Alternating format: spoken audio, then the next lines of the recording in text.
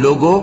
آؤ میں تمہیں وہ چیزیں پڑھ کر سناؤں جو تمہارے پروردگار نے تم پر حرام کر دی ہیں۔ ان کی نسبت اس نے اس طرح ارشاد فرمایا ہے کہ کسی چیز کو اللہ کا شریک نہ بنانا اور ماں باپ سے بدسلوکی نہ کرنا، بلکہ حسن سلوک کرتے رہنا اور ناداری کے اندیشے سے اپنی اولاد کو قتل نہ کرنا، کیونکہ تم کو اور ان کو ہم ہی رزق دیتے ہیں، اور بے حیائی کے کام ظاہر ہوں یا پوشیدہ ان کے پاس نہ پھٹکنا، اور کسی شخص کو جس کے قتل کو اللہ نے حرام کر دیا ہے قتل نہ کرنا مگر جائز طور پر، یعنی جس کا شریعت حکم دے۔ ان باتوں کی وہ تمہیں تاکید کرتا ہے تاکہ تم سمجھو، اور یتیم کے مال کے پاس بھی نہ جانا